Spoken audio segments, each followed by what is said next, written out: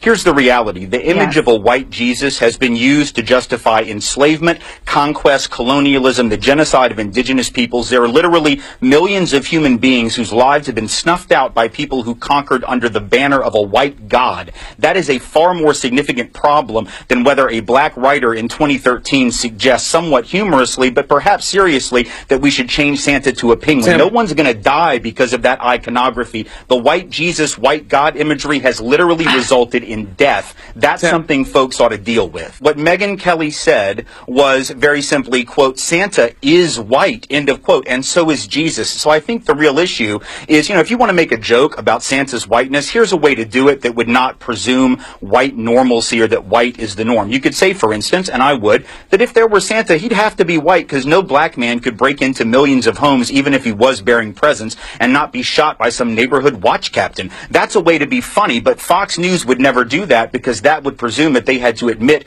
racial profiling and racism were real. So there's that. I think the real issue is that she made a statement of fact, not for her own opinion, but fact. There's a difference between believing in Santa and believing in Jesus or the Buddha. Buddha did not come from Kansas. Jesus was not born in a manger in central Pennsylvania. He was a man of color, and the fact that we have represented him for centuries, literally as a white man, speaks to the entire history of white supremacy. We can act like it didn't happen. We can make it the punchline of a joke, but the reality is this iconography, Jesus more so than Santa, I agree with Mel here, Jesus more so than Santa is a real problem. There's a reason we've represented these icons as white. It's not a coincidence that we've done that.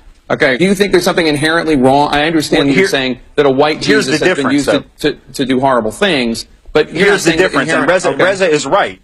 No, Reza's right, but the difference is that the power of others to make Jesus or to make Christ as they view him has never come close to the power of the European power to make Jesus white. In other words, black folks can think Jesus is black and view Christ as black, but at the end of the day, the image that has been used to dominate Christianity in this world and on this planet is the white image. So therefore, you can believe, you can think Jesus looks like whatever you want or that Christ looks like whatever you want. Ultimately, though, there is such a thing as power, and it's not equitable. And so if certain people have been able to impose their image of the Christ, of the Savior on others, or God, or Adam and Eve, the first human beings ostensibly as white people, to believe that that doesn't have an effect is to believe that advertising doesn't have an effect. It's to believe that companies that spend billions of dollars don't actually sell you stuff based on the images they use, which is nonsense.